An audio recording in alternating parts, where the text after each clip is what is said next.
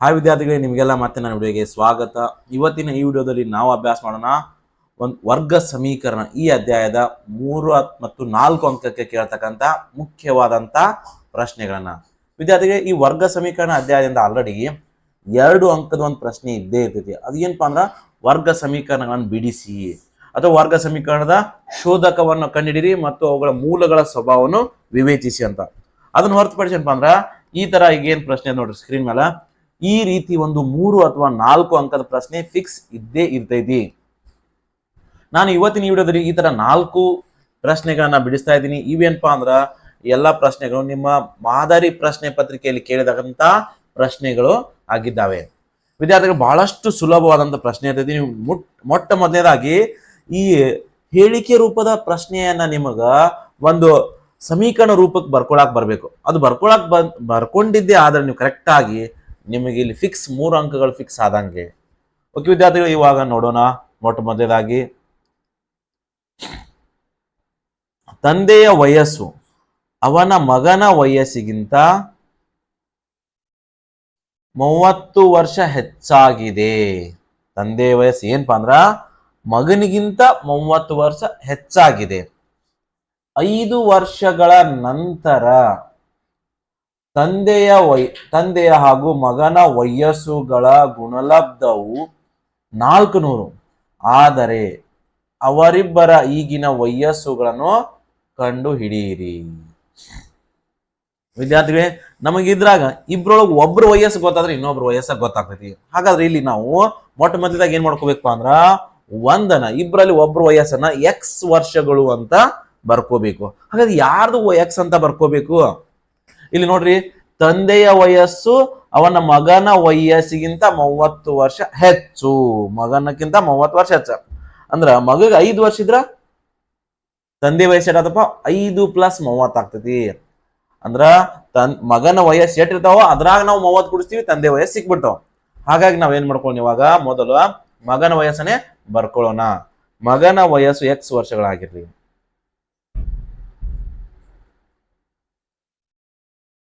ಮಗನ ವಯಸ್ಸು X ವರ್ಷಗಳಾಗಿರಲಿ. Therefore ಆಗ ತಂದೆ ವಯಸ್ಸು ಎಷ್ಟಾದಪ್ಪ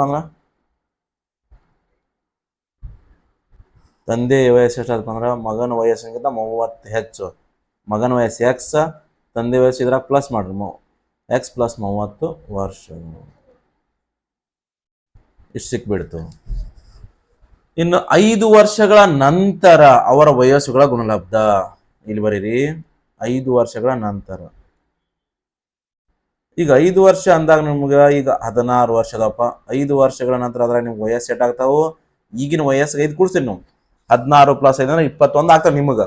ಇವಾಗ 5 ವರ್ಷಗಳ ನಂತರ ಅಂದ್ರ ಅವರಿಬ್ಬರ ವಯಸ್ಸುಗಳನ್ನು ಕೂಡ ಅದೇ ತರ 5 ಕೂಡಿಸ್ಬಿಡ್ರಿ. ಈಗ ಮಗನ ವಯಸ್ಸು ಎಕ್ಸ್ ಅದ ಅಂದ್ರ 5 ಕೂಡಿಸ್ರಿ, ಎಕ್ಸ್ + 5 ಆಗ್ತೈತಿ. ಎಕ್ಸ್ + 5. ತಂದೆ ವಯಸ್ಸಿಗೆ ಎಷ್ಟಪ್ಪ? ಎಕ್ಸ್ + 30 ಅದಾವ. ಅದ್ರಾಗ ಅವನ ವಯಸ್ಸದಾಗ ಏನ್ ಮಾಡ್ತೀರಿ ನೀವು? 5 ಹೆಚ್ಚಿಗೆ ಮಾಡ್ತೀರಿ. ಅವಾಗ ಮಗನ ವಯಸ್ಸು ಎಕ್ಸ್ + 5, ತಂದೆ ವರ್ಷ 30 + 5 35, ಎಕ್ಸ್ + 35 ಇಷ್ಟ ಆಗ್ತದಪ್ಪ. ಹಾಗಾದ್ರೆ ಇಲ್ಲಿ ಸಮೀಕರಣವನ್ನು ಬರ್ಕೋಬೇಕು ನಾವೀಗ. 5 ವರ್ಷಗಳ ನಂತರ ಅವರ ವಯಸ್ಸುಗಳ ಗುಣಲಬ್ಧ ಎಷ್ಟಪ್ಪ?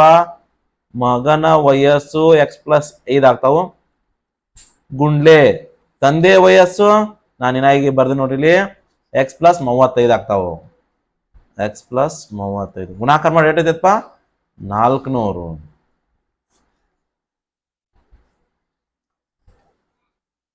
ವಿದ್ಯಾರ್ಥಿಗಳು, ಇವಾಗ ಈ ಬ್ರಾಕೆಟ್ಸ್ ಗಳನ್ನ ಬಿಡಿಸ್ಬಿಡ್ರಿ. X into x square, x into 35 x plus ಇವಾಗ 5 ಗುಂಡ್ಲೆ ಎಕ್ಸ್ ಅಂದ್ರ 5 ಎಕ್ಸ್ ಪ್ಲಸ್ 5 ಗುಂಡ್ಲೆ 35. 35 5ರಿಂದ ಗುಣಾಕಾರ ಮಾಡ್ರಿ. ಎಲ್ಲಿ ರಫ್ನ ಕರೆಕ್ಟ್ ಆಗಿ ನೀಟಾಗಿ ಗುಣಿಸ್ರಿ. 5 5 25, 2 ಕೈಲ 5 3 15, 15 2 17, 175 ಆಯ್ತು. 175. ಈ ಪ್ಲಸ್ 400 ಎಡಗಡೆ ತೊಂಬರಿ, -400 ಆಗ್ಬಿಡ್ತು. = 0. ಇಲ್ಲಿ ಏನು ಇಲ್ಲ ಅಂದ್ರೆ 0 ಇತ್ತು. ಇವಾಗ ಇದನ್ನ ವರ್ಗ ಸಮೀಕರಣದ ಆದರ್ಶ ರೂಪನಾಗ ಬರ್ಕೋಬೇಕು.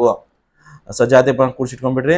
ಎಕ್ಸ್ ಸ್ಕ್ವೇರ್ ಪ್ಲಸ್ ಇಲ್ಲಿ 35 ಎಕ್ಸ್ + 5 ಎಕ್ಸ್ 2 ಸಜಾತಿ ಪದ, ಇದು 40 ಎಕ್ಸ್ ಆಗ್ಬಿಡ್ತು. ಇಲ್ಲಿ ನೋಡ್ರಿ 400 ಒಳಗ 175 ಕಳೆದ 400 ದೊಡ್ಡದು 400 ಚಿಹ್ನೆ ಮೈನಸ್ ಐತಿ, ಹಾಗೆ ಕಳೆದಾಗ ವ್ಯತ್ಯಾಸ ಇಟ್ಬಿಡ್ತೀವಿ, ಅದು ಮೈನಸ್ ಆಗ್ಬಿಡ್ತೀವಿ. 225 equal to 0. ವಿದ್ಯಾರ್ಥಿಗಳು ಇವಾಗ ನಾವು ಇಲ್ಲಿ ಈ ಸಮೀಕರಣವನ್ನ ಅಪವರ್ತನ ವಿಧಾನದಿಂದ ಬಿಡಿಸಬಹುದು. ಬಿಡಿಸಿದೀವಪ್ಪ ಅಂದ್ರ ಅಲ್ಲಿ ಎಕ್ಸ್ ಒಂದು ಬೆಲೆ ಬರ್ತೈತಿ, ಅದು ನಮ್ದು ಏನಾಗಿರ್ತೈತಪ್ಪ ಅಂದ್ರ ವೈಎಸ್ಗಳು ಸಿಗ್ತಾವ, ಅದನ್ನ ಎಕ್ಸ್ ಬೆಲೆಯನ್ನು ಹಾಕೊಂಡ್ವಿ ಅಂದ್ರ. ಹಾಗಾಗಿ ನೋಡ್ರಿಪ್ಪ 225ರ ಅಪವರ್ತನಗಳನ್ನ ನಾವು ಕಂಡುಹಿಡ್ಕೋಬೇಕು. ಗುಣಾಕಾರ ಮಾಡ್ರ -225 ಬರಬೇಕು. ಕುಡ್ಸಿದ್ರೆ ಕಳೆದ್ರೆ ಎಷ್ಟು ಬರ್ಬೇಕಪ್ಪ ಅಂದ್ರ 40 ಬರಬೇಕು. ಒಂದು ಇಲ್ಲದ ನೋಡ್ರಿ 35 ಗುಂಡ್ಲೆ ನೋಡೋಣ. 5 4 20, 2 ಉಳಿತು, 5 5 25, ಇದು 5 9 45. ಇದರ ಅಪವರ್ತನ 3 3 9, 3 1 3. ಈ 4 ಅಪವರ್ತನಗಳು ಏನದವಪ್ಪ ಅಂದ್ರ 225ರ ಅಪವರ್ತನಗಳು. ಇವು ಎರಡು ಗುಂಪು ಮಾಡ್ರಿ. ಆ ಎರಡು ಗುಂಪುಗಳನ್ನ, ಆ ಎರಡು ಸಂಖ್ಯೆ ಏನ್ ಬರ್ತಲ್ಲ ಕುಡಿಸಿದ್ರ ಕಡೆ 35 ಬರೋಂಗ್ ನೀವು ಒಟ್ಟು ತಗೋಬೇಕು. ನಾನು ಇವಾಗ ಏನ್ ಮಾಡ್ತೀನಪ್ಪ ಅಂದ್ರ 5 3 15, 5 3 15, ಮತ್ತೆ ಅದು ನಮಗೆ 40 40, 5 3 15 ಅಥವಾ 3 3 9 9 5 45. ವಿದ್ಯಾರ್ಥಿಗಳು ಇವಾಗ ಈ ತರ ಗ್ರೂಪ್ ಮಾಡ್ಕೋತ ನಾನು ಇವಾಗ 225 ಹೆಂಗಪ್ಪ ಅಂದ್ರ 5 3 15, 15 3 45, ಒಂದು ಅಪವರ್ತನ 45. ಇವು ಮೂರು ಸೇರಿ ಒಂದು ಅಪವರ್ತನ ಮಾಡ್ಕೋತ, ಮತ್ತೆ ಇದು 1 5 ಉಳಿತಿಲ್ಲ. ಇವಾಗ ಗುಣಾಕಾರ ಮಾಡ್ರೆ ನನಗೆ 220, ಅದು -225 ನೋಡಿ, ಮೈನಸ್ ಐತಿ, ಇದು ಮೈನಸ್ ಐತಿ, ಹಾಗಾಗಿ ಇದು -225. ಅಂದ್ರೆ ಇಲ್ಲಿ ಒಂದು ಅಪವರ್ತನ ಪ್ಲಸ್ ಇನ್ನೊಂದು ಮೈನಸ್ ಇದ್ದಾಗೆ ಗುಣಲಬ್ಧ ಮೈನಸ್ ಬರುತ್ತೆ. ಬಹಳಷ್ಟು ವಿದ್ಯಾರ್ಥಿಗಳಿಗೆ ಕನ್ಫ್ಯೂಸ್ ಆಗೋದು ಇದೇ ಸ್ಟೆಪ್, ಯಾವ ಅಪವರ್ತನಗಳನ್ನು ತಗೋಬೇಕು ಅನ್ನೋದು. ನೋಡಿ, ದೊಡ್ಡ ಸಂಖ್ಯೆಗಳು ಬಂದಾಗ ಈ ತರ ಅಪವರ್ತನ ನೀವು ಕಂಡುಹಿಡ್ಕೊಂಡು ಅವುಗಳನ್ನು 2 ಗುಂಪು ಮಾಡ್ರಿ. ಗುಣಲಬ್ಧ ನೀವು ಎಷ್ಟು ಯಾವ್ಯಾವ 2 ತಗೋರಿ 3 ತಗೋರಿ, ಅದು ಇಷ್ಟೇ ಬಂದ್ಬಿಡ್ತೈತಿ. ಆದ್ರ ನಾವಿಲ್ಲಿ ಯಾವ ತರ ಗುಂಪು ಮಾಡ್ಕೋಬೇಕಂದ್ರ ಗುಣಾಕಾರ ಮಾಡ್ರ ಇದು ಬರಬೇಕು, ಮತ್ತ ಕೂಡ್ಸಿದ್ರ ಕಳೆದ್ರ ಇಲ್ಲಿ ಮಧ್ಯದ ಪದ ಬರಬೇಕು. ಇದು ಕೊನೆಯ ಪದ ಒಂದ್ ವೇಳೆ ನೆಗೆಟಿವ್ ಇತ್ತು ಅಂದ್ರ ಇಲ್ಲಿ ಒಂದು ಅಪವರ್ತನ ಪ್ಲಸ್, ಇನ್ನೊಂದು ಅಪವರ್ತನ ಮೈನಸ್ ಇರ್ತದೆ. ಹಾಗಾದ್ರೆ ನಮ್ಗೆ ಇಲ್ಲಿ ಇವಾಗ ಇದು ಮೈನಸ್ ಇದ್ದಾಗ ನಡುವಿನ ಪದ ಬರ್ಬೇಕಾಗಿತ್ತಂದ್ರ ನಾನು ದೊಡ್ಡದನ್ನ ಪ್ಲಸ್ ತಗೋತೀನಿ. ಯಾವಾಗ್ಲೂ ಈ ಸಂಖ್ಯೆ ನಡುವಿನ ಪದ ಸಂಖ್ಯೆನ ನೀವು ದೊಡ್ಡ ಸಂಖ್ಯೆ ಕೊಡ್ಬೇಕು ಚಿಹ್ನೆಯನ್ನ, ಇದು ಮೈನಸ್. ಇನ್ನು ಇವೆರಡು ಅಪವರ್ತನಗಳನ್ನು ನೀವು ಬರ್ಕೋಬೇಕು. ಎಕ್ಸ್ ಸ್ಕ್ವೇರ ಇನ್ನೊಂದು ಎಷ್ಟು ಅಂದ್ರೆ ಪ್ಲಸ್ 45, ಇನ್ನೊಂದು 5 ಪ್ಲಸ್ 45x, ಇನ್ನೊಂದು -5x. ಇನ್ನು ಕೊನೆ ಪದ ಮೊದಲನೇ ಪದ ಸೇಮ್ ಬರ್ತದೆ ಇಲ್ಲಿ, -225 ಈಕ್ವಲ್ ಟು 0. ಇನ್ನ ಮೊದಲ ಎರಡು ಪದದ ಒಂದು ಗುಂಪು, ಎರಡನೇ ಪದ ಒಂದು ಗುಂಪು. ಇಲ್ಲಿ ಎರಡರಾಗ ಏನ್ ಕಾಮನ್ ಬರ್ತೈತೆ ನೋಡ್ರಿ, ಎರಡರಾಗು x² x ಅಂದ್ರೆ ಎರಡರಲ್ಲಿ x ಐತಿ, x ಕಾಮನ್ ತಗೋತ ನಾನು. x² ಅಂದ್ರೆ x × x, ಒಂದು x ತಗೊಂಡ್ರೆ ಇನ್ನೂ ಒಂದು x ಉಳಿತು ಬ್ರಾಕೆಟ್ನಾಗ, ಈ ಪ್ಲಸ್ ಹಾಗೆ ಬರೀರಿ. ಇನ್ನು 45x ಅಲ್ಲಿ x ಕಾಮನ್ ತಗೊಂಡಾಗ 45 ಮಾತ್ರ ಉಳಿತು. ಓಕೆ ವಿದ್ಯಾರ್ಥಿಗೆ, ಮೊದಲೇ ಎರಡು ಪದ ಕಾಮನ್ ತಗೊಂಡೆ. ಇನ್ನು ಎರಡನೇ ನಂತರ ಎರಡರಲ್ಲಿ ಕಾಮನ್ ಏನಪ್ಪಾ, ಬ್ರಾಕೆಟ್ ಸೇಮ್ ಟು ಸೇಮ್ ಬರ್ತೈತಿ. ಹಾಗೆ ನಿಮ್ಗೆ ಬಹಳಷ್ಟು ಈಸಿ. ಇಲ್ಲಿ ಬರೀ x+45 ಬರ್ಬೇಕಂದ್ರ ಇಲ್ಲಿ x ಏನಪ್ಪ -5 ಕಾಮನ್ ತಗೋಬೇಕು. ಈ -5 ಏನಿರ್ತದೆ ಚಿಹ್ನೆ ಯಾವ್ದಿರ್ತದೆ ಅದೇ ಚಿಹ್ನೆ ನೀವು ಬರಬೇಕು. ನೋಡ್ರಿ 5 ಮತ್ತೆ 225ರ ಕಾಮನ್ ಏನೈತಿ ವಿಚಾರ ಮಾಡಕ್ ಗೊತ್ತೈತಿ. ಇದು 5, ಈ 225ರ ಬಿಡಿಸ್ತಾನ 5 ಅಂದ್ರೆ 2 5ರಿಂದ ಭಾಗ ಹೋಗ್ತಾವ. ನಿಮ್ಗೆ ಅರ್ಥ ಆಗ್ಲಿಲ್ಲ ಅಂದ್ರ ತಲೆ ಕೆಡ್ಸೋಬೇಡ್ರಿ, ಇದು ಎಷ್ಟೈತಿ ನೋಡ್ರಿ ಅಷ್ಟೇ ಈ ಬ್ರಾಕೆಟ್ನು ಬರ್ತೈತಿ, ಅದನ್ನೇ ಅಷ್ಟು ನೋಡ್ಕೊಂಡ್ಬಿಡ್ರಿ. ಅಂದ್ರೆ ಇಲ್ಲಿ ಬರೀ x ಉಳಿತಪ್ಪ ಅಂದ್ರೆ ಇಲ್ಲಿ x ಉಳಿಬೇಕಂದ್ರೆ 5 ಕಾಮನ್ ತಗೋಬೇಕು. -5 ನೀವು ಮೈನಸ್ ಕಾಮನ್ ತಗೊಂಡಾಗ ಇವು ಎರಡು ಚಿಹ್ನೆ ಚೇಂಜ್ ಆಗ್ತಾವ.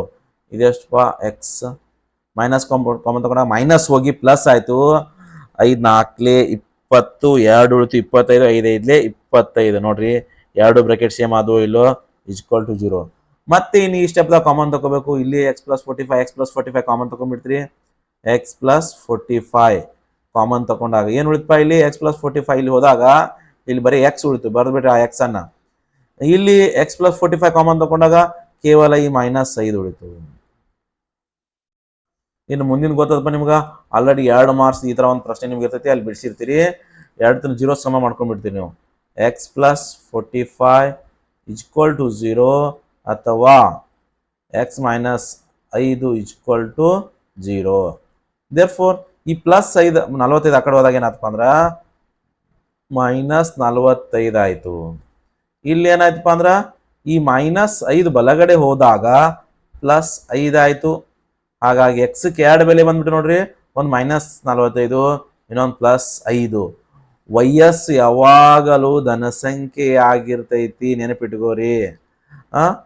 ಧನ ಸಂಖ್ಯೆ ಆಗಿರ್ತೈತಿ. ಹಾಗಾಗಿ ನಾ ಏನ್ ಮಾಡ್ದಪ್ಪ, ಈ ಎಕ್ಸ್ ಅನ್ನ ತಗೊಂಡ್ಬಿಡ್ತು. ಎಕ್ಸ್ ಅಂದ್ರೆ ಯಾರ ವಯಸ್ಸು ಅಂತ ಬರ್ಕೊಂಡಿವಿ ನಾವು ಇಲ್ಲಿ? ಎಕ್ಸ್ ಅಂದ್ರೆ ಮಗನ ವಯಸ್ಸು ಅಂತ ಬರ್ಕೊಂಡಿವಿ.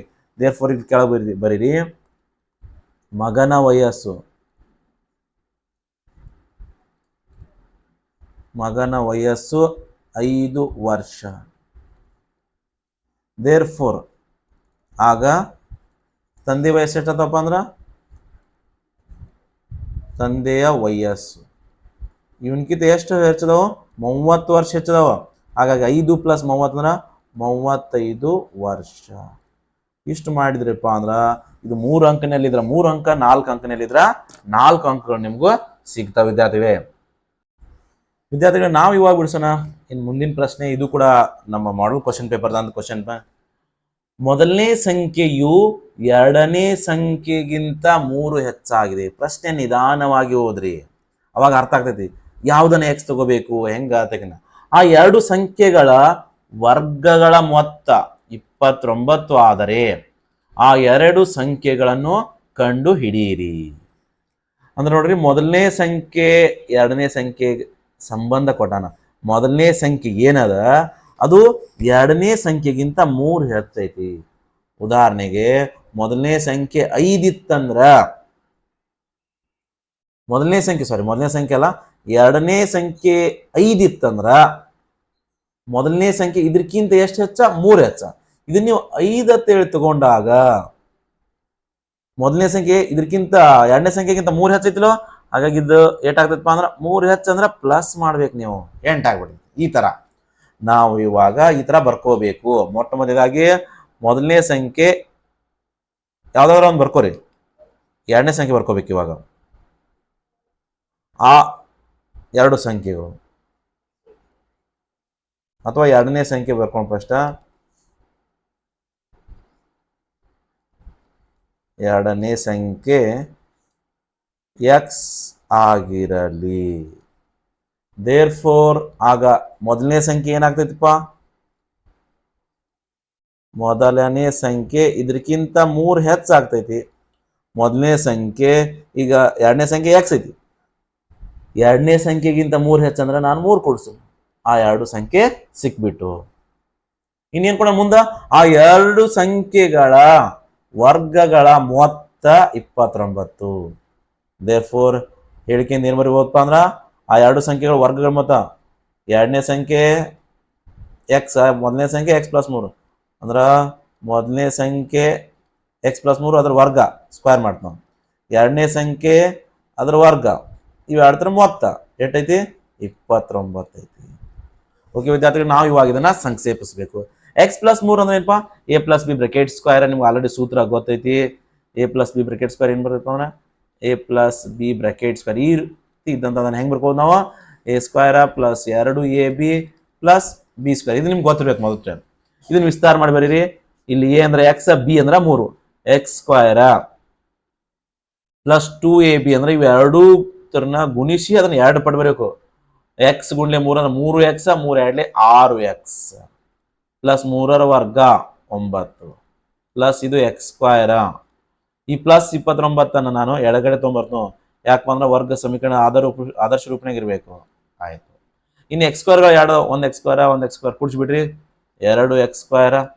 ಎಕ್ಸ್ ಒಂದೇ ಐತಿ ಹಾಗೆ ಬರೀರಿ. 6x 20 + 9 - 29 ಕಳಿತು ನಾನು ಎಷ್ಟಾಯ್ತಪ್ಪ ಅಂದ್ರ 20 ಆಗ್ಬಿಡ್ತು. -20 = 0. ವಿದ್ಯಾರ್ಥಿಗಳೇ, ಇವಾಗ ಏನ್ ಮಾಡ್ತೀರಿ ಬಿಡಿಸ್ರಿ. ಇವಾಗ ಇದನ್ನ ಈ ಮೇಲಿನ ಸಮೀಕರಣ ಏನಪ್ಪಾ ಅಂದ್ರ ಯಾವ್ದರಿಂದ ಭಾಗ ಹೋಗ್ತೈತೆ ನೋಡ್ರಿ, 2ರಿಂದ ಭಾಗಿಸ್ಬಿಡ್ರಿ. 2ರಿಂದ ಭಾಗಿಸಿದಾಗ 2 1 2 x² ಉಳಿತು ಬರೀ. ಇದು 2 3 6 x ಉಳಿತು. ಇಲ್ಲಿ 2 10 20. ಯಾಕಪ್ಪ ಅಂದ್ರೆ ಬಿಡ್ಸಾಕ ಅಪವರ್ತ ಸಾಕು ಬಹಳ ಸುಲಭ ಆತ ಸಂಖ್ಯೆಗಳು ಸಣ್ಣ ಇದ್ದಾಗ. ನಾನು ಆಗ್ಲೇ ಹಿಂದಿನ ಸಮಸ್ಯೆಯಲ್ಲಿ ಹೇಳಿದ್ದೆ ನಿಮಗ, ಈ ಕೊನೆಯ ಸಂಖ್ಯೆ ನೋಡ್ರಿ ಮತ್ ಮೊದಲನೇ ಸಂಖ್ಯೆ ಸಹಗುಣಕ ನೋಡ್ರಿ. ಮೊದಲನೇ ಸಂಖ್ಯೆ ಸಹಗುಣಕ ಒಂದನ್ನು ಹೊರತುಪಡಿಸಿ ಏನಾದ್ರೂ ಇದ್ರ ಅದನ್ನ ನೀವು ಈ ಕೊನೆಯ ಸಂಖ್ಯೆ ಗುಣಿಸ್ಬೇಕು. ಈಗಂತೂ ಒಂದೇ ಅದ, ಒಂದು -10 ಐತಿ ಕೊನೆಯ ಸಂಖ್ಯೆ. -10ರ ಅಪವರ್ತನಗಳನ್ನು ಬರ್ಕೋಬೇಕು.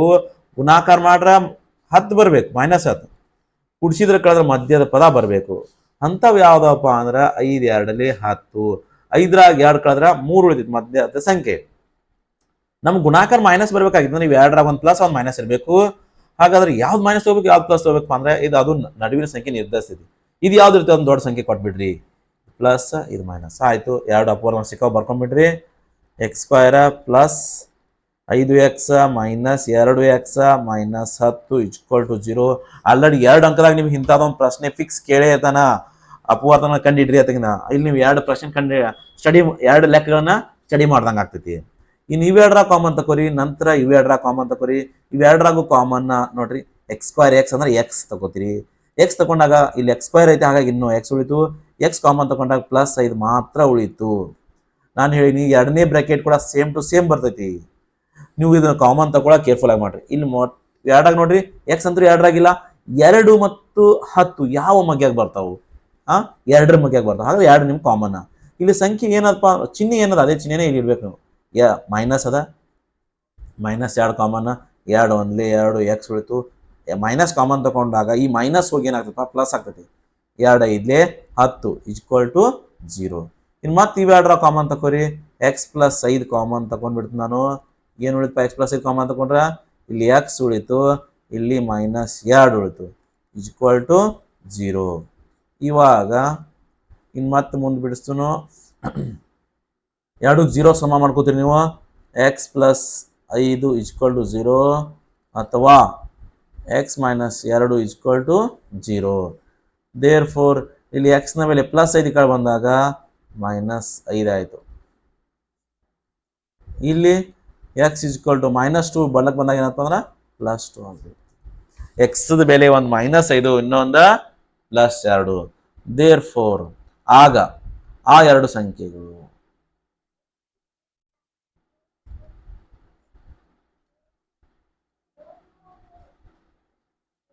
ಏನಾತಪ್ಪ, ಒಂದು ಸಂಖ್ಯೆ ನಾನು 2 ತಗೊಂಡೆ ಅಂದ್ರ ನೋಡ್ರಿ, ಇಲ್ಲಿ ಇನ್ನೊಂದು ಸಂಖ್ಯೆ ಅದಕ್ಕಿಂತ ಎಷ್ಟು ಹೆಚ್ಚು, 3 ಹೆಚ್ಚೈತಿ.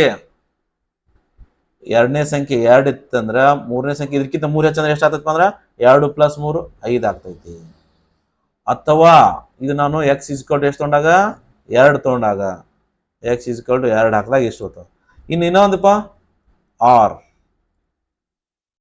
ನೀವು x = -5 ತಗೊಂಡ್ರ ಅವಾಗ ಏನಾಗ್ತಾವು, ಒಂದು ಸಂಖ್ಯೆ -5, ಇನ್ನೊಂದು ಸಂಖ್ಯೆ ಇದಕ್ಕಿಂತ 3 ಹೆಚ್ಚಂದ್ರ -5 + 3 ಅಂದ್ರೆ -2 ಆಯ್ತು.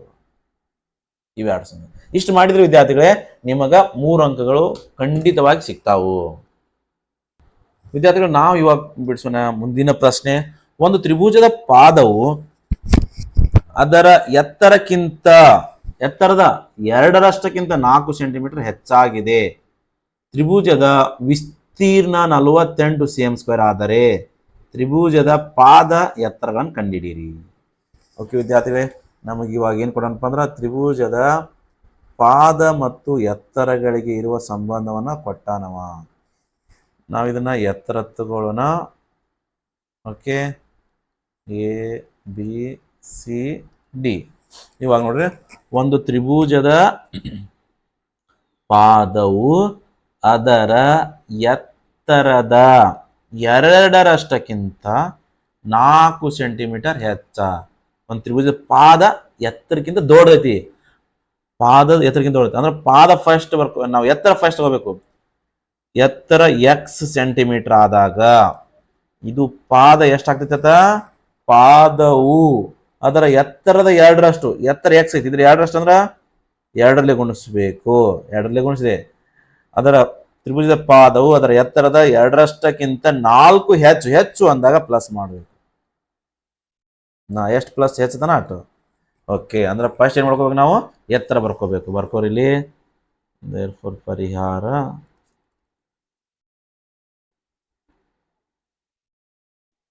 ತ್ರಿಭುಜದ ಎತ್ತರ x ಸೆಂಟಿಮೀಟರ್ಗಳಾಗಿರಲಿ. ದೇರ್ಫೋರ್ ಆಗ ಪಾದ ಏನಾಗ್ತೈತಿಪ್ಪ ಅಂದ್ರೆ ಇದ್ರ 2ರಷ್ಟು 2x, ಇದ್ರಕ್ಕೆ 2ರಷ್ಟಕ್ಕಿಂತ 4 ಹೆಚ್ಚು ಅಂದ್ರೆ 4 ಉಳಿಸ್ತೀನಿ ನಾನು, 4 ಸೆಂಟಿಮೀಟರ್. ಓಕೆ ವಿದ್ಯಾರ್ಥಿಗಳೇ, ಇನ್ನ ತ್ರಿಭುಜದ ವಿಸ್ತೀರ್ಣ ಕಂಡುಹಿಡಿ ಸೂತ್ರ. ತ್ರಿಭುಜದ ವಿಸ್ತೀರ್ಣ ಕೊಟ್ಟಾನವ ಎಷ್ಟಪ್ಪ ಅಂದ್ರೆ 48 cm². ತ್ರಿಭುಜ ವಿಸ್ತೀರ್ಣ ಕಂಡು ಸೂತ್ರ ಏನಪ್ಪ, 1/2 ಪಾದ ಗುಂಡ್ಲೆ ಎತ್ತರ = 48. ಓಕೆ, ಇವಾಗ ಈ 2 ಭಾಗಾಕಾರದ ಆ ಕಡೆ ಏನು ಗುಣಾಕಾರ ಆಯ್ತು ಬಲಕ್ಕ. ಪಾದ ಎಷ್ಟಪ್ಪ, ಪಾದ ಇಲ್ಲಿ ಆಯ್ತು ನೋಡ್ರಿ 2x + 4 ಗುಂಡ್ಲೆ ಎತ್ತರ ಎಷ್ಟಪ್ಪ ಅಂದ್ರೆ ಅದು x. ಈ 2 ಭಾಗಾಕಾರ ಐತಿ, ಬಲಗಡೆ ಹೋದಾಗ ಏನಾಗ್ತೈತಿ ಅಂದ್ರೆ ಗುಣಾಕಾರ ಆಗ್ತೈತಿ. 48 2 96. ಓಕೆ, ಇನ್ನು 2 ಗುಣಿಸುನು. 2 ಗುಂಡ್ಲೆ x ಅಂದ್ರೆ 2x ಗುಂಡ್ಲೆ x ಅಂದ್ರೆ 2x². ಇದು x ಗುಂಡ್ಲೆ 4 ಅಂದ್ರೆ 4x = 96. ಈ ಪೂರ್ಣ ಸಮೀಕರಣದಾಗ ಏನದಪ್ಪ, ಎಲ್ಲಾ ಸಮಸಂಖ್ಯೆ ಅಂದ್ರೆ 2ರಿಂದ ಭಾಗೋತಾವ. 2ರಲ್ಲಿ ಭಾಗಿಸ್ಬಿಡ್ರಿ.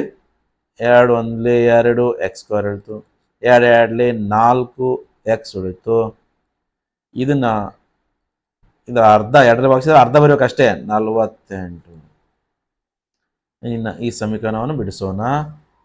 ಅದನ್ನ ಆದರ್ಶ ರೂಪನ ಬರ್ಕೋರಿ. ಫಸ್ಟ್ x² + 2x, ಈ ಪ್ಲಸ್ 48 ಎಡಕ್ಕೆ ತೊಂಬರಿ, -48. ಯಾಕಂದ್ರೆ ಒಂದು ವರ್ಗ ಸಮೀಕರಣದ ಆದರ್ಶ ರೂಪನೇ ಬರ್ತದೆ = 0. ಇನ್ನು ನಾವು ಇಲ್ಲಿ 48ರ ಅಪವರ್ತನ ಬರ್ಕೋಬೇಕು. ನಾವು -48ರ ಅಪವರ್ತನಗಳು ಗುಣಾಕಾರ ಮಾಡ್ರೆ -48 ಬರಬೇಕು. ಕುಡ್ಸಿದ್ರೆ ಕಳೆದ್ರೆ ಮಧ್ಯದ ಪದ 2 ಬರಬೇಕು. ಅಂಥವು ಯಾವುದಪ್ಪ, 8 6 48 ಐತಿಪ್ಪ. ಇನ್ನು ನಮಗಿದು ಗುಣಾಕಾರ -48 ಬರ್ಬೇಕಂದ್ರೆ 2ರಾಗ ಒಂದು ಮೈನಸ್ ಇರಬೇಕು. ಯಾವ್ದು ಪ್ಲಸ್ ಯಾವ್ದು ಮೈನಸ್ ಇರಬೇಕು. ಇದು ನಡುವಿನ ಸಂಖ್ಯೆಗೆ ಏನು ಚಿಹ್ನೆ ಇರ್ತೈತಿ ಅದು ದೊಡ್ಡ ಸಂಖ್ಯೆಗೆ ಇರಬೇಕು. ಇದು ದೊಡ್ಡದ ಪ್ಲಸ್, ಇದು ಮೈನಸ್. ನೋಡ್ರಿ, ಪ್ಲಸ್ ಮೈನಸ್ ಗುಣಾಕಾರ ಮಾಡಿದ್ರೆ ಮೈನಸ್ ಆಗ್ತೈತಿ. 8 6 48, 8ರಾಗ 6 ಕಳಿತೀವಿ, ಪ್ಲಸ್ ದೊಡ್ಡ ಸಂಖ್ಯೆ ಚಿಹ್ನೆ ಉಳಿತೈತಿ. ಓಕೆ, ಇವೆರಡು ಬರ್ಕೊಂಡ್ಬಿಡ್ರಿ.